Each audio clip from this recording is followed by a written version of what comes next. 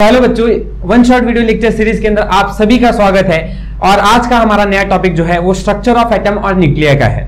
इससे पहले हमने बहुत सारे चैप्टर्स के ऊपर वीडियो अपलोड करके रखे हुए हैं और वन शॉट वीडियो लेक्चर के साथ साथ पीवाईक्यू भी सॉल्व कराया है, तो उन वीडियोस को जरूर देखना बच्चों।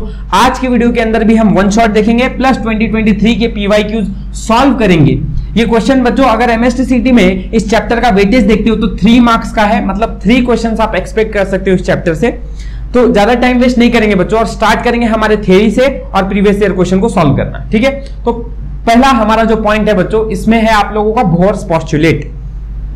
बोर्स पोस्टुलेट जो है बच्चों, देखो अपने पास 3 पोस्टुलेट हैं बोर के। फर्स्ट पोस्टुलेट क्या बोलता है, देखो centripetal force is equals to electrostatic force of attraction. ठीक है, मतलब जब एक इलेक्ट्रॉन सर्कुलर मोशन, जब एक इलेक्ट्रॉन एक न्यूक्लियस के राउंड घूम रहा है, तब इसके पास जो सेंट्रीपिटल फोर्स है सर्कुलर मोशन की वजह से, एंड वहां से जो जनरेट हो रहा है वो फोर्स होता है इलेक्ट्रोस्टैटिक फोर्स। तो that is why centripetal force equals to electrostatic force and that is why the formula is, centripetal force का फार्मूला हमें पता है mv²/r होता है and electrostatic force is nothing but 1/4πε0। यहां पे हमारे पास चार्ज की जगह पर इलेक्ट्रॉन रखा है एंड रेडियस इज r। तो आपका पहला जो फॉर्मूला है वो आप लोगों को बोर्स का फर्स्ट पोस्टुलेट सिखाता है कि mv²/r is equal to 1/4πε0 e²/r²। ठीक है, इस फॉर्मूले को बस ध्यान में रखो, जिससे आप लोग आगे radius of Bohr orbit and बहुत सारे डेरिवेशन जो है उसमें आपको डायरेक्ट ये सारी चीजें इस्तेमाल करनी है।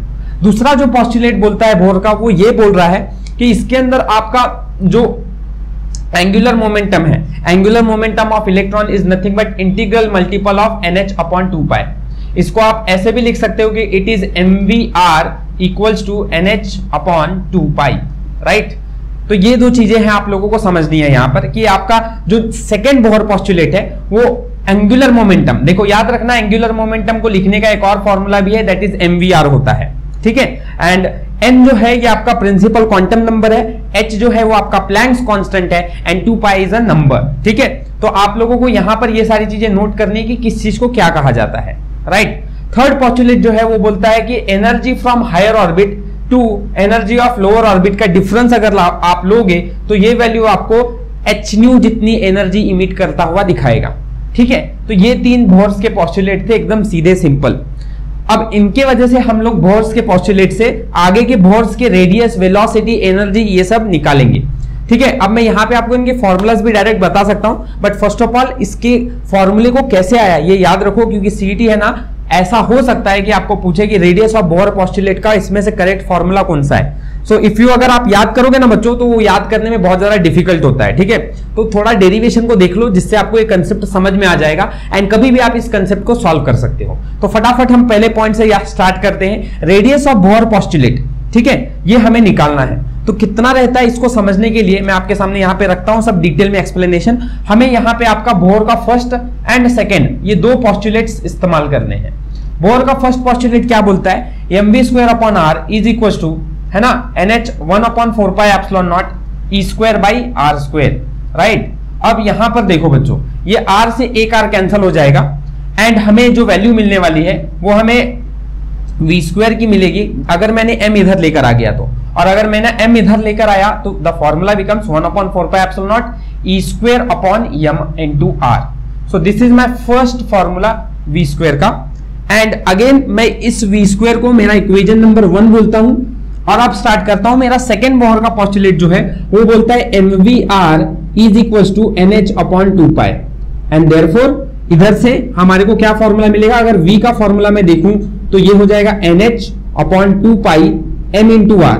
इफ आई डिड स्क्वायर तो v² will be equal to n² h² 4π² m² r², ऐसा आ जाएगा, राइट ना बच्चों। यस, तो अगर आप इसको इक्वेशन नंबर 2 बोल दोगे, स्क्वेयरिंग क्यों किया सर, स्क्वेयरिंग इसलिए किया बच्चों क्योंकि यहां पर भी मुझे v² दिख रहा है तो इधर भी मैं v² निकाला, और मैंने क्या किया कि अब इन दोनों इक्वेशन का LHS इक्वल है तो मैं RHS भी इक्वल बोल सकता हूं, राइट ना बच्चों। यस, तो बोलने के बाद क्या हो जाएगा 1/4πε0 e²/mr will be equals to, यहां पर हमारे पास n² h² और क्या दिख रहा है 4π² m² r²। Very simple. अब देखो अब तक हमने कुछ खास नहीं किया है बच्चों, पहला फर्स्ट पोस्टुलेट लिया और इससे वी स्क्वायर निकाला, सेकंड पोस्टुलेट लिया वी स्क्वायर निकाला, इतना करने में तो कोई तकलीफ नहीं आएगी। फिर इसको कंपेयर करोगे तो आर मिल जाएगा। अब आर कैसे मिलेगा, देखो यहां से एक आर से एक आर कैंसिल, एम से एक एम कैंसिल, पाई से पाई एक कैंसिल, 4 से 4 कैंसिल।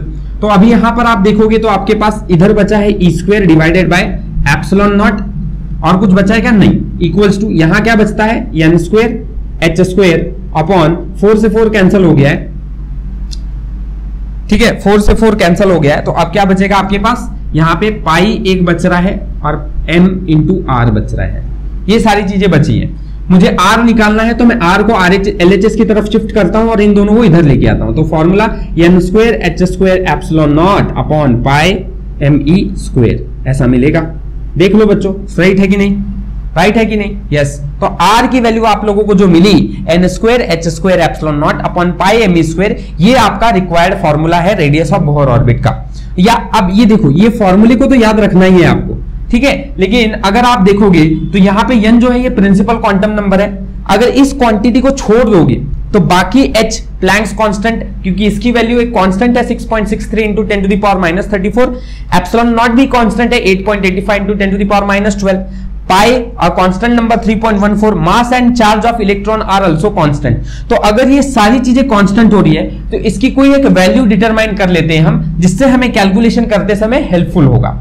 तो यहां से आगे बच्चों आप लोगों को एक तो ये फॉर्मूला याद रखना है, लेकिन इसके साथ साथ आपको एक और चीज भी याद रखनी है कि यहां पे अगर मैं इसको सिंप्लीफाई करूंगा सॉल्व करके, तो r की वैल्यू मुझे इन सब का कांस्टेंट 0.53 निकाल कर देगा into radius of Bohr orbit के बाद प्रिंसिपल क्वांटम नंबर जो है वो n, ये n स्क्वायर डायरेक्टली प्रोपोर्शनल होगा। इसको अगर आप कैलकुलेट करके देखोगे बच्चों, इसका आंसर आपको एमस्ट्रॉन्ग में मिलने वाला है। किसमें मिलेगा, ठीक है, किसमें मिलेगा, एमस्ट्रॉन्ग में मिलेगा, याद रखना इसकी वैल्यू, ठीक है, 0.53 into N square angstrom, right. अगर आपको कॉम्पिटिटिव क्वेश्चंस पूछेंगे तो भी अगर आपको नैनोमीटर रख दे, ठीक है, या एमस्ट्रॉन्ग रख दे, तो आपको कैलकुलेट करना आना चाहिए, ठीक है। अच्छा, ये हो गई आपकी वैल्यू, इसको याद रखना है, ये आपका काम बहुत ज्यादा आसान करने वाला है कैलकुलेटिंग करते समय, ठीक है। चलिए अब आगे बढ़ते हैं बच्चों। अगर आप लोगों को रेडियस के बारे में पूरा आइडिया आया है, रेडियस का बोहर ऑर्बिट का फॉर्मूला क्या है, रेडियस का एक्चुअल कैलकुलेशन करते समय आपका क्या रिलेशन है, सो आप आगे प्रॉब्लम को सॉल्व कर सकते हो। ये भी याद रखना कि radius directly proportional to N square है, तो r1 by r2 will be equals to n1 by n2 का होल स्क्वायर, है ना, ये भी याद रखना क्योंकि ये भी पूछ सकते हैं एग्जाम्स में, ठीक है। चलिए अब आगे बढ़ते हैं। यहां से आगे अगर आपका ये पॉइंट क्लियर है तो अब हम वेलोसिटी ऑफ बोहर्स पोस्टुलेट निकालेंगे। क्या निकालेंगे, वेलोसिटी ऑफ बोहर्स पोस्टुलेट। अब इसको भी निकालने के लिए आप लोगों को मैं फिर वापस रिलेशन याद दिला दूं कि अगर फिर हमें बोहर का सेकंड पोस्टुलेट इस्तेमाल करना है, ठीक है, तो वेलोसिटी का एक्चुअली फॉर्मूला अगर निकालना है, वेलोसिटी, ठीक है, ठीक है, कि हमें सेकंड पोस्टुलेट क्या पता है, सेकंड पोस्टुलेट बोल रहा है। अब यहां याद रखना बच्चों, जो आप लोगों ने r की वैल्यू निकाली है ना, मैं यहां पे रखता हूं n square H square epsilon not upon pi M E square, ये हमारे पास r की वैल्यू है, ये रखता हूं मैं अपने पास, ठीक है। सेकेंड बोहर का पोस्टुलेट जो है वो बोलता है कि अगर आप mvr इक्वल्स टू रख सकते हो nh अपॉन 2 पाई, ठीक है। तो यहां पे v निकालना है, v निकालने के लिए आप nh अपॉन 2 पाई m इंटू r ऐसा रख दो, और बहुत आसान है बच्चों, यहां से आगे आपको 2 पाई m, r की वैल्यू आपने कितनी निकाली है वो वाली वैल्यू यहां रख दो, तो लाने के बाद क्या आएगा, n square H square epsilon not upon pi M square नीचे आ जाएगा, एंड यहां से आप m से m कैंसिल कर दोगे, पाई से पाई कैंसिल कर दोगे, राइट। अब n से ऊपर का नीचे का भी एक n कैंसिल हो जाएगा, तो ऊपर क्या दिख रहा है आपको, ऊपर आपको दिख रहा है ये डिनोमिनेटर का टर्म है, न्यूमिनेटर में आ जाएगा ई स्क्वायर हो जाएगा डिवाइडेड बाय, यहां क्या आएगा 2nh epsilon not, and if you see v जो है वो ये फॉर्मूला आपका आ गया, इसको याद रखना है कि e square upon 2nh epsilon naught, ये हमें काम करने वाला है। फिर से देखो बात, तो v जो है वो inversely proportional to, inversely related to principal quantum number है, ये बात यहां से समझ में आ रही है। और अगर आप देखोगे तो ये सारा कांस्टेंट है, तो फिर एक कांस्टेंट आके यहां पे क्या करेगा, वैल्यू रख देंगे हम, तो v इज इक्वल टू, इसको अगर आप सॉल्व करोगे तो 2.18 into 10 to the power 6 divided by n metre पर सेकेंड, ये आपका वैल्यू आता है वेलोसिटी का, ठीक है। तो आप ऐसे कैलकुलेट कर सकते हो, समझ सकते हो ये सारी चीजें, और तो आपको आसानी से प्रॉब्लम सॉल्विंग करते समय n किस ऑर्बिट में है वो देकर आपको सॉल्व करने के क्वेश्चंस दे सकते हैं। ठीक है, तो वेलोसिटी भी निकल गया, आपके लिए समझना ये जरूरी है, ये फॉर्मूला इंपॉर्टेंट है एंड ये वेलोसिटी इंपॉर्टेंट है। ठीक है, डन। चलिए, तो अब आप v भी निकाल चुके हैं, r भी निकाल चुके हैं। अब आता है थर्ड रिलेशन जो कि e का है। एंड बच्चों e का डेरिवेशन हम जो है वो नहीं करेंगे यहां पर, क्योंकि e का डेरिवेशन थोड़ा बहुत ही लंबा है। अगर आपको इसका भी डेरिवेशन देखना है तो इसके लिए आप मेरे बोर्ड्स की जब थ्योरी में सिखा रहा था तो e का डेरिवेशन मैंने किया हुआ है, एकदम कॉम्प्लिकेटेड सा है। इसलिए यहां पे हम सिर्फ इतना याद रखेंगे कि e का formula energy of Bohr orbit is nothing but -13.6 divide by n square. ठीक है, अब इसका यूनिट जो होता है वो किस में आता है, ये ध्यान में रखना, इसका यूनिट इलेक्ट्रॉन वोल्ट में आएगा। किस में आएगा? इलेक्ट्रॉन वोल्ट में। एक बात याद रखो कि यूनिट बहुत इंपॉर्टेंट है, चाहे रेडियस देखो तो आप जो भी निकाल रहे हो 0.53 इंटू n स्क्वायर, ये जो है ये आपका किस में आ रहा था? एंगस्ट्रॉम में आ रहा था। वेलोसिटी मीटर पर सेकंड में आई है और जो एनर्जी है वो इलेक्ट्रॉन वोल्ट में आया है। तो आपके तीन फॉर्मूलाज आपको यहाँ पे, ये बहुत ज्यादा काम आने वाला है। अगर आपको ये थ्योरी पता है ना बच्चों, तो आप बहुत से क्वेश्चंस आसानी से सॉल्व करने वाले हो। ठीक है, यहां एक और बात समझनी जैसी है, n की वैल्यू जैसी जैसी बदलती जाएगी आप लोगों का e बदलेगा। एंड इफ इट हैज, देखो एग्जाम में डायरेक्ट सवाल रहता है कि आप लोगों को एनर्जी थर्ड ऑर्बिट में फाइंड करने को बोलते हैं, फोर्थ ऑर्बिट में फाइंड करने को बोलते हैं। तो अगर आप यहां पे ही याद कर लो तो आपका बहुत सा टाइम कैलकुलेशन करते समय बच जाएगा। क्या क्या? देखो n की वैल्यू अगर 1 रखे बच्चों तो e की वैल्यू -13.6 इलेक्ट्रॉन वोल्ट आएगी, इसमें कोई चेंज नहीं होगा। लेकिन अगर हमने n की वैल्यू 2 रखी तो क्या होगा? एनर्जी 2 मतलब 4 मतलब -3.464 इलेक्ट्रॉन वोल्ट। डिवाइड करके देखो, 2 का स्क्वायर 4 हो जाएगा, 4 3 12 होता है समथिंग व्हाट, तो आंसर एग्जैक्ट कुछ 3.4 आने वाला है। अगर n की वैल्यू आपने 3 रखी तो एनर्जी जो आएगा वो -1.51 इलेक्ट्रॉन वोल्ट आएगा। ठीक है, समझ रहा है? 3 का स्क्वायर 9 हो जाएगा, तो आंसर 1.51 इलेक्ट्रॉन वोल्ट आएगा। और अगर आपने n की वैल्यू 4 रखी तो एनर्जी जो है वो आने वाला है -0.85 इलेक्ट्रॉन वोल्ट। सो ये कुछ आप लोगों के आंसर्स हैं जो आप लोगों को डायरेक्ट एग्जाम में यूज करने हैं अगर आप कैलकुलेशन को फास्ट सॉल्व करना चाहते हो। बच्चों आगे बढ़ते हैं। देखो यहाँ पे आपको दो और इंपॉर्टेंट पॉइंट है जो मेरे को बताना है कि एंगुलर वेलोसिटी जो है वो inversely proportional to cube of its principal quantum number होता है, एंड जो मोमेंटम होता है वो inversely proportional to principal quantum number होता है। ये दो चीजें ऐसे ही याद रखो कि ये आपको इंपॉर्टेंट है एग्जाम के पॉइंट ऑफ व्यू से। अगर सवाल आ सके तो यही पूछेंगे कि इनका रेशियो पूछ सकते हैं कि ω1/ω2 इक्वल टू n2/n1 का होल क्यूब हो जाएगा। ठीक है, तो आप इनके रिलेशन याद रखो जैसे आपने एनर्जी, वेलोसिटी और आपके रेडियस के रिलेशन देखे थे n के कंपेयर में। ठीक है, आगे एटॉमिक स्ट्रक्चर। अब एटॉमिक स्पेक्ट्रा जो है उसके अंदर बहुत इंपॉर्टेंट बात है। एटॉमिक स्पेक्ट्रा, अब आपके सामने ये सारा डायग्राम रखा हुआ है। देखो यहां पर आप लोगों को ये समझना जरूरी है कि Lyman, Balmer, Paschen brackets, Pfund, ऐसे 5 सीरीज है। इसमें n की वैल्यू 1 होगी तो लाइमन सीरीज में, n की वैल्यू 2 होगी, n की वैल्यू 3 होगी तो पास्चन में। ऐसे आप लोगों को पूरी मैंने वैल्यूज बता के रखी हुई है। एक और थ्योरेटिकल क्वेश्चन भी जो है मैंने यहां पे बताया है कि अगर आप लाइमन सीरीज को देखा जाए तो वो यूवी रेस इमिट कर रहा है, बाल्मर विजिबल रेस के अंदर आता है, एंड जो पास्चन ब्रैकेट पी फंड है ये इंफ्रारेड रेज में आते हैं। ये बात आप अच्छी तरह से ध्यान रखो, ये एमसीक्यू में पूछ सकते हैं आपको। दूसरी इंपॉर्टेंट बात, अगर आप लोगों को थोड़ी देर पहले पिछले स्लाइड में हमने देखा कि अगर n की वैल्यू 1 है तो एनर्जी कितना होगा? -13.6। सेम वे आप लोगों की एनर्जीज जो है वो आगे यहां पर लिखी हुई है कि अगर सेकंड में है, थर्ड में है, फोर्थ में है तो कितनी हो जाएगी। तो इस बात का ध्यान में रखना बच्चों की एनर्जीज आपकी जो है वो जैसे जैसे आप ऊपर जा रहे हो एनर्जी क्या होती जा रही है? इंक्रीज होती जा रही है। मेरी बात ध्यान से समझना, एनर्जी जैसे जैसे आप ऊपर जा रहे हो इंक्रीज होती जा रही है। देखो -13.6 है, फिर -3.4 हुआ, फिर -1.51 हुआ, तो मतलब एनर्जी क्या है? एक्चुअली एक समय के बाद कितनी पे आ जाएगी? 0। और 0 कब आएगी? जब वो कुछ इनफाइनाइट डिस्टेंस पे चला जाएगा तब। मतलब आपकी एनर्जी जो है वो जैसे जैसे ऊपर जा रही है वो बढ़ रही है। ठीक है, उसके बाद पॉजिटिव होने लग जाएगी। तो वो बात की बात है बच्चों, बस इतना याद रखना कि अगर एनर्जी ऊपर है, जितनी ऊपर जा रहे हो आप एनर्जी बढ़ती जा रही है, तो अगर वेवलेंथ पूछा जाएगा तो वेवलेंथ किसकी ज्यादा होगी? वी नो दैट कि energy is E is equal to h nu होता है ना? अच्छा, E h न्यू का मतलब c/λ होता है। तो आप लोग यहां पर c और एनर्जी के बीच में और वेवलेंथ के बीच में रिलेशन देखोगे तो इनवर्स है। तो जिसकी एनर्जी ऊपर ज्यादा हो रही है उसका वेवलेंथ जैसे जैसे ऊपर जा रही है वो कम होता जाएगा। दैट मीन्स कि अगर कोई आपको पूछे कि लाइमन बाल्मर सीरीज में लाइमन की लॉन्गेस्ट वेवलेंथ और शॉर्टेस्ट वेवलेंथ कितनी है, तो लॉन्गेस्ट वेवलेंथ अगर आपको निकालना होगा बच्चों तो आप कहां से निकालोगे, जस्ट इसके ऊपर वाले सीरीज से निकालोगे, क्योंकि क्या है जितना आप लोगों का वेवलेंथ यहां पर देखो ना, मैंने डिस्टेंस कम करता हुआ दिखा रहा हूं, क्यों, क्योंकि जो वेवलेंथ है वो फर्स्ट के जिस सीरीज के अगली सीरीज में है, जो भी लाइन पे खड़ा है अभी उसके अगले सीरीज से आपकी वेवलेंथ मैक्सिमम निकलेगी। और शॉर्टेस्ट वेवलेंथ कहां निकलेगी, जब आप इंफिनिटी से जंप करोगे तब। ये बातें थोड़ी सी समझने में मुश्किल होती है, इसकी टेंशन मत लो, लेकिन इसको ध्यान से समझो, क्योंकि कैसा है अगर आप एमएसटीसीटी के क्वेश्चंस देखोगे तो ज्यादातर मैक्सिमम वो इसी कंसेप्ट पे पूछते हैं। क्यों, इसका फॉर्मूला अगर आप देखोगे तो ये वाला कॉन्सेप्ट जो है 1/λ is equal to r bracket 1/n² minus 1/m², ये लॉन्गेस्ट वेवलेंथ, शॉर्टेस्ट वेवलेंथ है ना, लाइमन की लॉन्गेस्ट कितनी, लाइमन की शॉर्टेस्ट वेवलेंथ कितनी, इन सब पे सवाल रहता है। तो ये कंसेप्ट आपको जानना बहुत जरूरी है। हम क्वेश्चन जब करेंगे ना तब आपको ये कंसेप्ट बहुत इंपॉर्टेंट होने वाला है बच्चों। तो ये फॉर्मूला प्लस अभी जो बातें कर रहा हूं अगर नहीं भी समझ में आ रही है तो वीडियो को ध्यान से देखते रहो, आपको आगे क्वेश्चंस में समझ में आने लग जाएगा। अब देखना मेरी बात, यन जो है वो आप लोगों का क्या है, जो ऑर्बिट के अंदर वो प्रेजेंट है। मतलब अगर लाइमन की बात की जाए तो अगर आपको बोला लॉन्गेस्ट वेवलेंथ निकालो तो आपकी यन की वैल्यू, लाइमन की कौन सी सीरीज है, फर्स्ट नंबर की, तो यन की वैल्यू तो फिक्स है।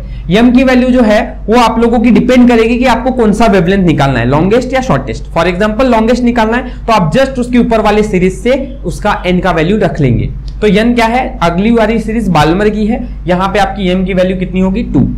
समझ में आ रहा है। वैसे ही एम की वैल्यू 3 हो सकती है, 4 हो सकती है, 5 हो सकती है, इनफाइनाइट हो सकती है। तो आपका यम जो है वो वेरी करता रहेगा, एक बात समझ लो। और लाइमन सीरीज के अंदर आप लोगों को ऐसा ही इंपॉर्टेंस है। ऐसे ही सेम बाल्मर के लिए भी आप समझ सकते हो कि अगर बाल्मर के लिए बोला तो एन की वैल्यू 2 हो जाएगी, यम की वैल्यू उसके ऊपर वाले से आएगी, दैट इज 3 से आएगी।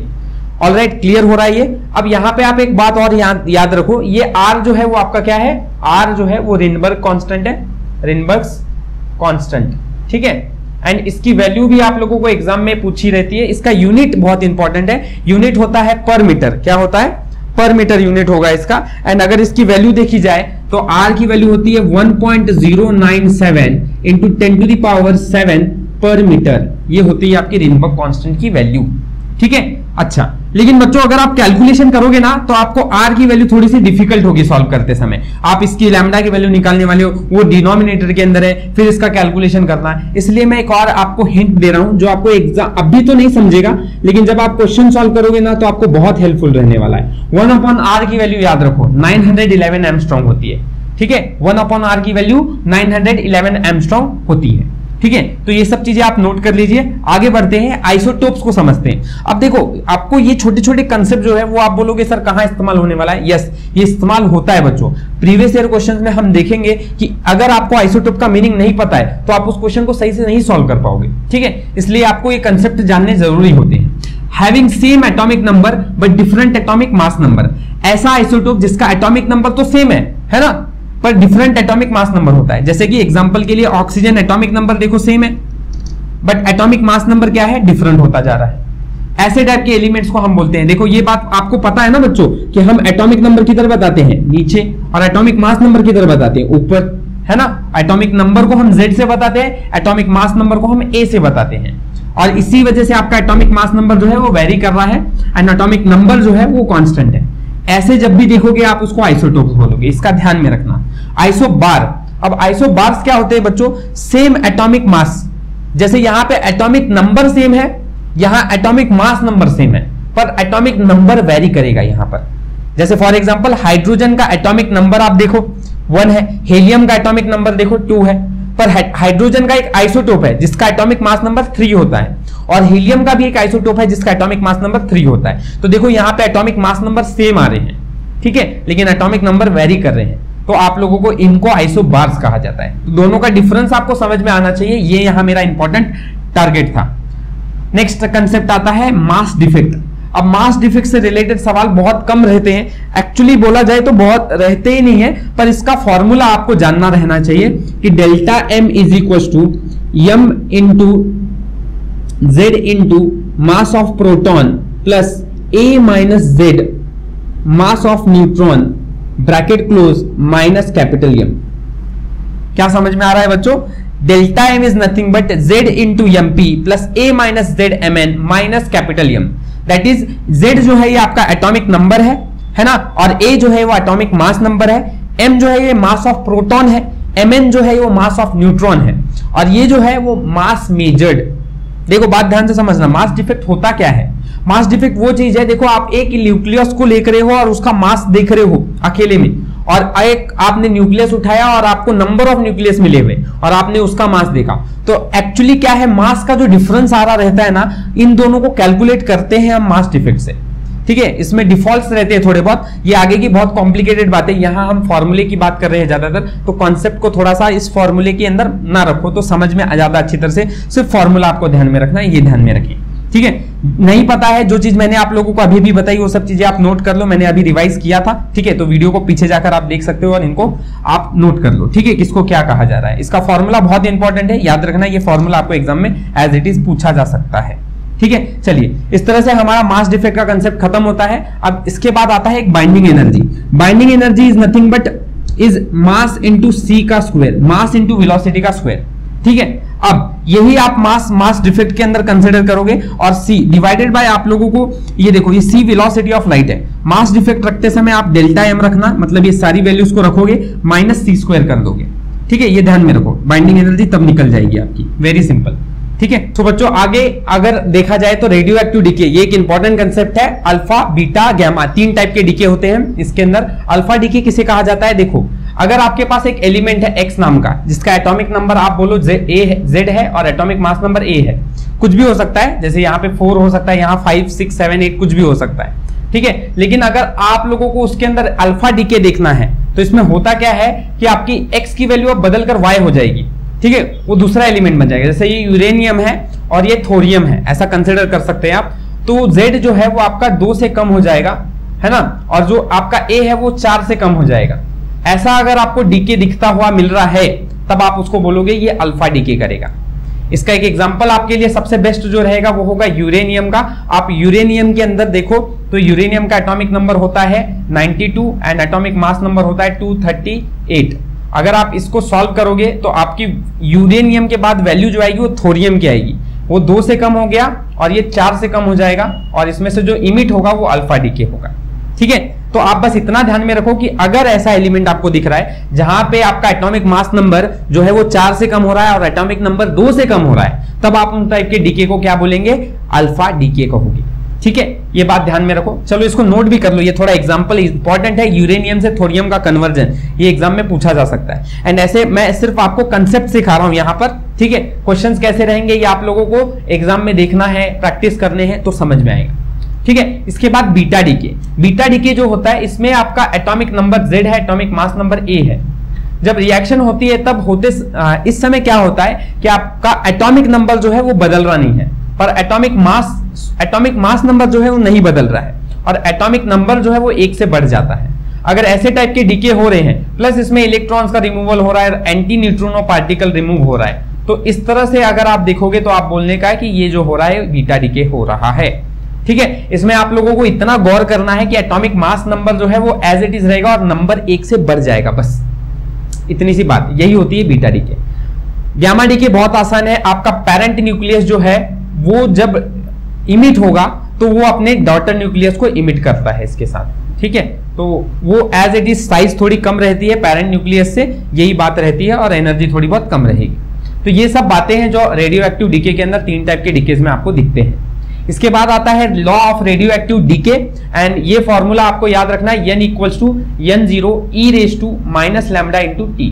ठीक है, ये आपका फॉर्मूला है, वेयर n जो है ये आप लोगों का number of nuclei present at time t = t, और n0 जो होता है वो number of nuclei present at time = 0। जब टाइम 0 है तब आपका number of nuclei present 0 n0 से बताएंगे, और जब आपका टाइम कुछ हो चुका है, जैसे 5 मिनट 10 मिनट जो भी क्वेश्चन में आपको बोला है, अगर उस समय के बाद आप देखोगे तब आपका नंबर ऑफ न्यूक्लियाई n रहेगा। लैम्डा का मतलब डीके कांस्टेंट होता है, ये ध्यान में रखो, और t जो है वो टाइम है। बस इतनी सी कुछ बातें हैं जो आप लोगों को ख्याल में रखनी है, एकदम आसान। इसका हाफ लाइफ पीरियड भी एग्जाम में पूछा जाता है, तो half life period of radioactive decay है ना, ये कितना रहता है? T½ = 0.693 डिवाइड बाय यहाँ पे लैम्डा। ठीक है, ये आप लोगों को केमिस्ट्री में भी मिलता है और यहाँ आपको फिजिक्स में भी मिलेगा। ठीक है, वहां K से बताते हैं या लैम्डा से बता रहे हैं। ठीक है। तो इन कुछ बात, ये सब चीजें आपकी थ्योरी कवर करता है एंड इसके बाद हम स्टार्ट करने जा रहे हैं अपना previous year questions of MST. So let's move to question number 1 of MST 2023 question, that is an electron hydrogen atom jumps from orbit of level n equals to 3 to n equals to 2, then the emitted frequency is। तो यहां पे आपको frequency निकालना है बच्चों, और options आप देखो, यहां पे आपको गिवन डेटा जो दिया है वो आप देख लो और ट्राई करो एक बार सॉल्व करने का। नहीं सॉल्व होता है तो फिर सॉल्यूशन देखना। चलो स्टार्ट करते हैं। देखो सबसे पहली बात, आपका जो लेवल जो है ऑर्बिट का वो n equals to 2 से n equals to 3 है। ध्यान से समझना इस बात को। ऑर्बिट कहां से जंप कहां से हो रहा है? Jumps from N orbit of level n equals to 3 to n equals to 2। जब n की वैल्यू 2 है, ये इधर से n की वैल्यू 3 पे जंप कर रहा है। इसलिए ये बात ध्यान में रखना कि आपका जो पहला वैल्यू है वो n है, और बाद वाला वैल्यू जो है, जैसे फॉर्मूला आपको पता है, क्या फॉर्मूला यूज करने वाले हैं यहाँ पे हम 1/λ इज इक्वल टू, मैंने बोला था ना ये सबसे ज्यादा बार आपको सवाल पूछा हुआ क्वेश्चन है सीईटी में, इसलिए आप लोगों को इस कंसेप्ट को समझना, डेवलप करना जरूरी है। अभी हम लॉन्गेस्ट शॉर्टेस्ट वेवलेंथ का भी कंसेप्ट देखेंगे, डोंट वरी। अब यहाँ पर थोड़ा ध्यान से सीखो, ये n की वैल्यू जो 2 है वो यहाँ पे है, क्योंकि इनिशियली ये यहाँ पे था और बाद में इधर चला गया, राइट। तो r ब्रैकेट 1/2 का स्क्वायर माइनस 1/3 का स्क्वायर, ठीक है। अब 1/λ, लैम्डा भी हमें नहीं निकालना है, वी ऑल नो दैट कि हमें लैम्डा नहीं फ्रीक्वेंसी निकालनी है, पर हमें पता है basic v is equal to क्या होता है, n लैम्डा, है ना। एंड v मतलब वेलोसिटी है, यहाँ पे हम वेलोसिटी c से बताते हैं, फ्रीक्वेंसी को न्यू से बता रहे हैं, और लैम्डा ऐसा है। तो अगर बच्चों 1/ मैं लैम्डा लिखना चाहूं तो ये हो जाएगा nu by C. Nu is nothing but frequency. तो जहां मेरे को 1/λ दिखाई दे रहा है वहां पे मैं लिखता हूं न्यू अपॉन सी। मुझे ये वैल्यू निकालनी है, r एज इट इज रखता हूं, और यहां मेरे को देख रहा है, आप कैलकुलेशन के अंदर क्वेश्चन को सिर्फ सॉल्व करना है बच्चों, बहुत आसान है क्वेश्चन। 3 का स्क्वायर 9 होगा, -2 का स्क्वायर 4 होगा, और ये 9 4 36 होगा, ठीक है। अगर आपको नहीं आता है तो आप इसको सिंप्लीफाई करो, उसके बाद इसको इससे मल्टीप्लाई, इसको इससे मल्टीप्लाई, और इन दोनों का मल्टीप्लीकेशन, जो कि यहाँ आपको दिखेगा ये स्टेप में आ रहा है। Again now see its comes out to be, ये c को मैं इधर लेके आऊंगा तो न्यू बन जाएगा r इंटू सी इंटू ये हो जाएगा 9 - 4 इज 5 एंड 36, तो 5/36 RC, ऑप्शन डी दिख रहा है। देखो एकदम आसान है, ठीक है। तो आई होप सो ये क्वेश्चन समझ में आ गया होगा, very easy questions are there, ठीक है। अभी आप इस चैप्टर को इग्नोर, देखो बच्चों ये आखिरी के चैप्टर्स जो होते हैं ना वो इतने डिफिकल्ट नहीं होते। आप अगर अच्छी तरह से इनकी प्रिपरेशन कर लोगे ना तो यार यहाँ से आप 3 में से 3 मार्क्स ले सकते हो, इतने आसान चैप्टर्स हैं आखिरी के। RD, oscillations and mechanical properties of fluid, in hard concept से ज्यादा आप यहाँ पर फोकस करोगे तो आपको मार्क्स गेनिंग चांसेस ज्यादा है। नेक्स्ट बढ़ते हैं क्वेश्चन 2 पे। The ratio of wavelength for transition of electron from second orbit to first orbit of helium and lithium is. Very easy. Again एक क्वेश्चन जो है वो इसी कंसेप्ट से रिलेटेड है थोड़ा बहुत। कंसेप्ट में क्या बोल रहे हैं, हमें रेशियो वेवलेंथ के फाइंड करने हैं, और हमें जो दिया गया है वो दिया गया है second orbit to first orbit पे जंप करते समय हेलियम और लिथियम के इनके रेशियो निकालो। देखो बच्चों यहाँ पे आप लोगों को ये बात नहीं आती है कि n का क्या रिलेशन है, क्योंकि प्रिंसिपल क्वांटम नंबर के बारे में कोई बात नहीं की गई है। यहाँ बात आती है कि आपका एटॉमिक नंबर जो हेलियम का है और लिथियम का ये अलग अलग है। जैसे अगर आप एटॉमिक नंबर हेलियम का देख रहे हो तो 2 आ रहा है, और एटॉमिक नंबर लिथियम का देख रहे हो तो 3 आ रहा है, इसलिए यहाँ पे 3+ वहां पे 2+ लिखा है। सो आपको यहाँ पे वेवलेंथ के बीच में और एटॉमिक नंबर के बीच में क्या रिलेशन होता है ये फॉर्मूला आपको क्लियर रहना चाहिए। यहाँ मैं आपको क्लियर कर दूं, 1/λ is equal to 1/n² minus 1/m² into r into, एक बात ध्यान रखना कि z के स्क्वायर से प्रोपोर्शनल है। वेवलेंथ के बीच में और z के बीच में ये स्क्वायर रिलेशनल प्रॉपर्टी रहती है। देयरफॉर यहां से आपको समझ में आ रहा होगा 1/λ is directly inversely proportional to z²। So if I going to take the ratio λ1/λ2, तो मुझे यहाँ पे lambda is inversely proportional to z² ऐसा रखना पड़ेगा, and therefore I can write λ1/λ2 will be nothing but z2/z1 का होल स्क्वायर, राइट ना बच्चों? यस। अब आपको पता है कि λ1 मतलब आपका हेलियम है और λ2 मतलब आपका लिथियम है, ठीक है। और यहाँ पे Z1 और Z2 भी आप लोगों को हेलियम लिथियम के लिए ही कंसिडर करना है। चाहिए तो आप 1 की जगह पर हेलियम लिख लीजिए और 2 की जगह पर लिथियम लिख लीजिए, ठीक है। कैसे भी करो, आपको समझ में आ गया, यही मेरा टारगेट है, आपको समझ में आना, बस क्लियर रहो आप। Z2 मतलब आप लोगों की लिथियम की वैल्यू, और लिथियम कितना है 3 डिवाइडेड बाय 2 का whole square, so it comes out to be 9/4। देखो ध्यान रखना, उल्टा करोगे तो आंसर गलत आएगा। 9/4 भी ऑप्शन में है एंड 4/9 भी रेशियो में है, सो बी केयरफुल, कैलकुलेट करते समय थोड़ा ध्यान रखना और तभी सॉल्व करना है इसको, ठीक है। चलिए ये भी क्वेश्चन 2023 का था एंड आई होप सो ये आपको समझ में आ गया है, ठीक है। तो बच्चों आगे 2023 के थर्ड, फोर्थ और फिफ्थ क्वेश्चन को सॉल्व करते हैं। देखो पहले मैं फिफ्थ वाला करा देता हूं, बहुत थ्योरेटिकल है। According to Bohr's theory of hydrogen atom the total energy of electron in nth stationary orbit is.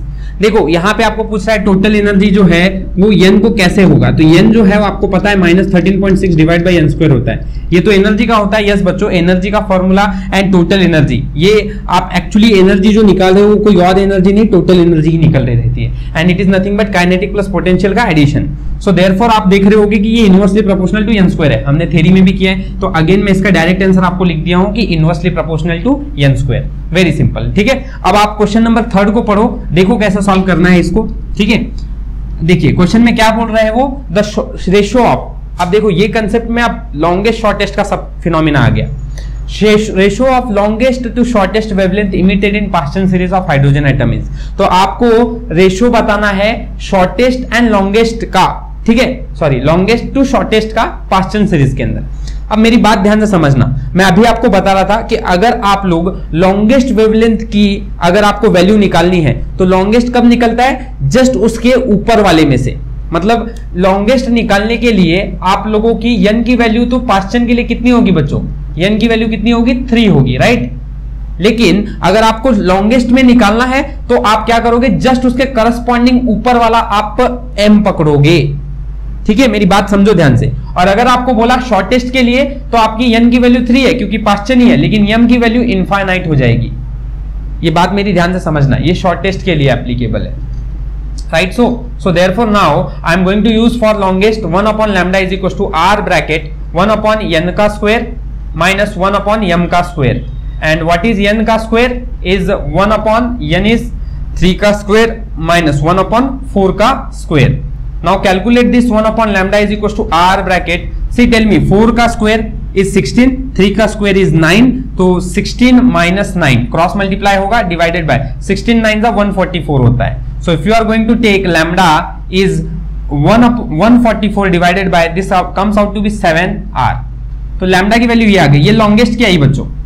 Same way shortest के लिए भी आप निकाल सकते हो, चलो निकालो, देखो शॉर्टेस्ट के लिए कितना आएगा 1 अपॉन लैम्डा, यहाँ पे लॉन्गेस्ट लिखता हूँ, यहाँ पे शॉर्टेस्ट लिखता हूँ, r ब्रैकेट 1 अपॉन कितना आएगा, अब शॉर्टेस्ट के लिए मुझे फटाफट बताना है, n का स्क्वायर मतलब 3 का स्क्वायर माइनस 1 अपॉन इंफिनिटी का स्क्वायर, 1 अपॉन इंफिनिटी इज 0, तो ये वैल्यू तो आपकी चली जाएगी, ठीक है, बचेगा क्या 1 अपॉन 9, तो 1 अपॉन 9 मतलब r by 9 and therefore if I take lambda shortest is 9 upon r, right, है ना, 9 अपॉन r, और यहां पर भी आपका r नीचे आएगा ना, यस, यहां क्या आएगा, नीचे आएगा r, ठीक है। चलिए अब आप लोग रेशो ले रहे हो, किसका रेशो लेना है, लॉन्गेस्ट बाय शॉर्टेस्ट का, तो लॉन्गेस्ट अपॉन शॉर्टेस्ट का रेशो लेंगे, तो देखो लॉन्गेस्ट 144 डिवाइड बाय 7r है, और ये डिनोमिनेटर में लिखोगे ना बच्चों इसको, तो ये ऊपर न्यूमिनेटर में आते समय r अपॉन 9 हो जाएगा, r से r कैंसिल हो जाएगा, इसलिए मैं इसको r 1 अपॉन r की वैल्यू रख रहा नहीं था क्योंकि मुझे वो कैंसिल होता हुआ दिख रहा था।